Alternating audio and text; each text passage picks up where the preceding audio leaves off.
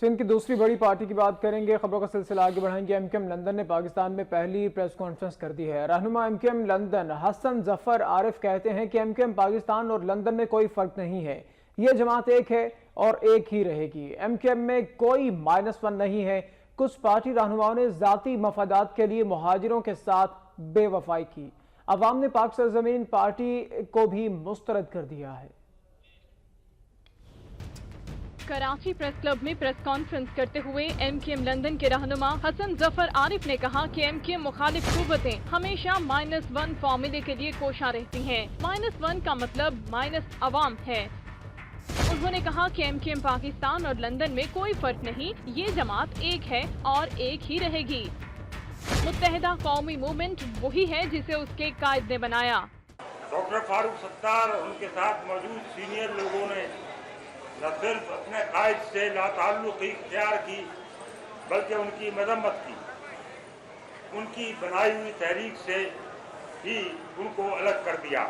ہم یہاں صاف اور واضح الفاظ میں بتانا چاہتے ہیں کہ ایم کیو ایم پاکستان یا ایم کیو ایم لندن کوئی چیز نہیں۔ ایم کیو ایم صرف ایک ہے اور صرف وہی ایم کیو ایم ہے۔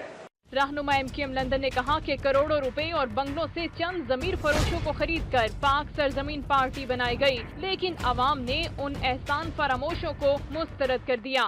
اسٹیٹس کو کی محافظ قوتوں کی جانب سے ایک بار پھر 1992 والا کھیل کھیلتے ہوئے قوم کے چند کرپٹ اور ضمیر فروش لوگوں کو خرید کر انہیں کراچی لایا گیا۔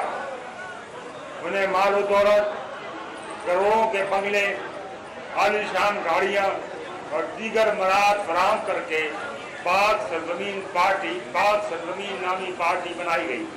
اس دوران ایم کیو ایم لندن کے رہنما نے حکومت سے مطالبہ کیا کہ ایم کیو ایم کو پرامن سیاسی سرگرمیاں کرنے کی اجازت دی جائے، متحدہ قومی موومنٹ کے تمام سیل ہونے والے دفاتر کو کھولنے کی اجازت دی جائے، قائد ایم کیو ایم کی تصاویر، تحریر اور تقریر پر پابندی کو بھی ختم کیا جائے۔ ہم ارباب اختیار سے مطالبہ کرتے ہیں کہ ایم کیو ایم کے خلاف جاری آپریشن بند کیا جائے۔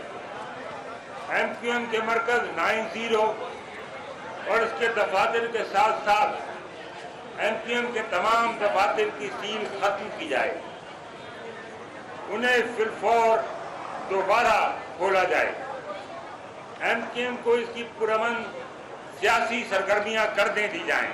اس موقع پر انہوں نے یہ بھی کہا کہ ایم کیو ایم سے زیادہ ظلم کسی سیاسی جماعت پر نہیں ہوا، پارٹی کے شہید کارکنوں کی قربانیوں کو رائیگاں نہیں جانے دیں گے۔